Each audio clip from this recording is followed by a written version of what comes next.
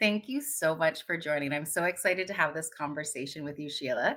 If you could just introduce yourself and tell us a bit about your nonprofit journey, what led you into the work, and what keeps you inspired today.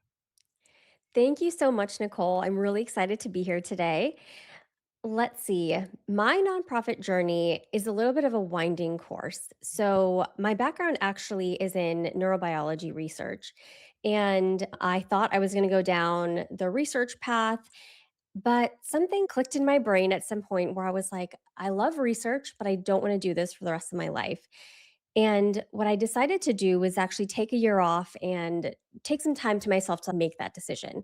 And during that year off, what I decided to do was join the AmeriCorps. And so I did an AmeriCorps year for 1 year and simply fell in love with nonprofit work. The organization I was working with was, of course, fantastic, but just something about tying the work that you're doing to having an impact really spoke to me, especially after years of doing research where you could be working on a project for years and never really see an outcome. So this was really mind changing for me. And that really kicked me off on my journey. Today, I think I'm most inspired by the need that is out there. I think when I first started working with nonprofit organizations, there was this line that organizations were saying of, we are working so that our organization doesn't have to exist anymore. And I haven't heard that in a long time. And I think it's because we've realized that the end point isn't coming anytime soon, that we need to build for sustainability and that solutions are going to look different. And I think it means nonprofits working alongside, not simply working themselves out of a job, but figuring out innovative ways to stay involved and ensure that everyone gets what they need. I love that. I think there's something really because I have definitely thought that like we should be working ourselves out of a job. But you're right. We need to be thinking about there's always going to be a need. It might not be the need that we're currently experiencing today, but there is always a need for supporting systems and people and humanity. So I do feel you're right. There is something that we need to think through on how to be sustainable, collaborate more with social innovators, and trying to really think throughout or differently how we operate. Because, in my opinion, I don't think what we're doing now is what it is. I think we need to still be thinking differently about how we're doing this work. Yes. So, I'd love to hear what lights you up in this space. Like you've been in the sector for a while now, and I'd love to hear what keeps you motivated. Yeah. The thing that keeps me motivated right now, I think it is really bridging my two worlds together. So I mentioned I have a scientific background, and I feel like these days there is a real curiosity for how can we use data to make better Mm. decisions? What information is out there? We are going beyond simply putting in inputs and hoping for the best to where we're saying, okay, we're doing all the right things. How can we optimize this to now start to see a greater impact? And I find that really exciting. I think we're starting to inch our way out of let's just grind, grind, grind. And that's what our sector is going to be about, to saying, now we have tools, we have research available to us, we can start to make some smarter decisions and have a greater impact while we're at it. I mean, we're moving slowly. I don't think that that grind mindset is going to go away anytime soon, but we're getting there. And I think being a part of that process and doing what I can to support the sector in getting there is what really it keeps me up at night. It wakes me up in the morning, gets me really pumped for the work that we do. That's really interesting. I do think the nonprofit space has very much been that grind culture, a labor of love, kind of, right? So you Yes. just throw your entire self into it. And sometimes you don't stop to look at the big picture or see what other nonprofits are doing. You're just kind of in your lane and you zone in. So I think it's really important that we do look at the bigger picture, the data. There's years of it now. And I love that there's people like you doing that work because it is crucial for us to start to think differently, start to actually work on that sustainability model on what this could look like. What are the challenges in those spaces that you're finding? Yeah, that's such a great question. The challenges abound in our sector, but the thing that I think is really what I'm struggling to work through is figuring out a way to convince people in our sector that failure isn't a bad thing, that trying something new, even if it doesn't work out, you're learning something. And the tough thing is it's cyclical because funders are funding outcomes. And if you're writing a grant and you're saying, we are going to do XYZ and this is the outcome that we're expecting, it's essentially a scientific experiment. You're saying, we think that if we do this, then this is going to happen. But we don't know for sure. And it may not work for every person that you serve or however your program is designed, right? So it's presented as a hypothesis to the funder, but Mhm. they're only going to support you for a successful experiment. And that's not how it works, you know? And so I think the tough thing with that is then nonprofits get into a cycle of saying, okay, well, we have to get this outcome. And so we know this works to get there. We're not going to try anything else because the money is in this particular pathway. And so what ends up happening is we're not encouraged to try new things. And so there could be other solutions out there that we're just completely unaware of. And so I think to me, that's the biggest challenge right now that we face in the Mhm. sector is finding a way to allow a reasonable amount of experimentation and a reasonable amount of failure while still being able to support the work that does bring about those outcomes that we want. It's so true. I've seen a few times now. There's great theory of change concepts, and I think some of them like, and we don't even talk about them after. So there's a theory of change. It goes to the funder. They get the reports and all the hard work that goes into sharing the data and the impact that they've seen. Oftentimes, they're also only saying things that actually tick to the direction that they've said it was going to. But we don't talk about any of those reports after. They like sit on a shelf.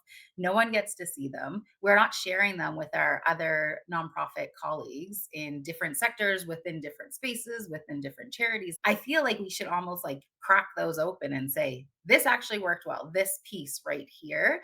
And then maybe we can like cobble them together to make something that's actually, or potentially a new pathway or shared learning. I feel like that's one of the big missing pieces too, is that shared learning approach to these things. We stay in like our organization and we rarely look out of it to see what other organizations are doing, or we don't even have the opportunity to hear how the other organizations did something or the challenges or failures or successes they've seen in their projects. And I think we just need to think a little differently and crack those things open. I love what you've shared. Do you have any like insights or resources that could help with that piece, or anything entirely? But I just feel like I love where you're going with this idea. Yeah, two things come to mind. One is the way that we approach problem solving at the Nonprofit Science Institute is highly derived from the scientific method. And I think that if it works for you, I think it's a really helpful way of approaching problem solving. And so it's 7 steps, it's signals, and it starts with being really specific about what the problem is that you're trying to solve. And then it goes on to say interrogate your assumptions. So, what are we assuming by the approach that we're taking? So for instance, one of my like big pet peeves is this idea of best practices. Cuz to me I'm like best practices for who is it really working for? But at the same time, every organization is so unique that how can we really make these blanket statements? But so I can go on a whole soapbox about the best practices. But interrogate your assumptions. So how are you what is driving your decision making? Generate a hypothesis. So say okay, this is what we know, this is what we don't know. This is given that information, here's a reasonable path forward. And then narrow down to an experiment that you can do. So, something, one variable, a very small test you can do. And follow that by analyzing your results and thinking about not just what did or didn't happen in terms of was your hypothesis supported or not, but like we were saying with theory of change, really crack it open and say, okay, did we get what we wanted to get? But also, what were the other outcomes that came with that? So, emergent outcomes could be something like outcomes that are in favor of the path that you're going towards, but there also could be unintended consequences. So thinking about that, not just did we end up where we wanted to go, but what else surrounded that, I think is really important. And then learn from it, right? So the L in signals is learning. And then deciding, do we want to scale this approach, or if it didn't work, let's just scrap it and start over. So I think that's like a really simple framework to help you really scientifically think through problem solving. And another resource that I think is just really helpful. Honestly, I think there are so many amazing podcasts that are out there. It's like you have an expert in your ear. And so for anyone who like maybe hasn't dived into the world of podcasts quite yet, I think there are amazing ones out there. Of course, I love the one with Tasha and Evan. I think that's really a really good one. But also Haley Cooper, I think, has one called the Lead with Heart. There's a small nonprofit podcast. I have one called the Nonprofit Science Podcast, if that is your take on it. But I think there's a lot of really amazing information out there that is totally free and you can absorb it totally passively. I love that. I'm curious, you mentioned something about like the kind of experimenting. I often find though that nonprofits aren't really given the flexibility to experiment. So how are you finding space or opportunities to do some of these experiments? Sometimes, as I said earlier, you're stuck in your lane, or the board is giving this specific narrative, or a funder saying this is a path that we've agreed to and don't stray from that. How do you create those little experiments within your organization and potentially learn from the failures or Yeah. successes? But it's that failure piece, I think, that we aren't given the flexibility to talk about, celebrate, learn from. Yeah, that's such a good question. And I'm glad you touched on that because I think when we hear the word experiment, we're thinking of a grand test. We're Yeah. thinking we're going to change how we run the program from start to finish. To me, I think that's a really big risk. And so I worked within nonprofit organizations for years before starting to consult. And one thing that I know to be true is that you just don't have the safety net to take on such a big experiment to say, we're going to try this completely new program. We don't know if it's going to work, and we're just going to see what happens. No funder is going to support that unless they're going to support like a pilot program or something, but that's pretty rare. So to me, I think experimentation in our field is like these tiny mini experiments. And we see this in fundraising a lot. You can do like an A B test for communications where like you're changing the header or you're changing one small tweak in an appeal letter and you're comparing what happens. But I think that that methodology can go throughout your entire nonprofit. So if you're doing like a program evaluation, don't scrap the whole program evaluation. Start with maybe changing one question and see how two cohorts respond to it.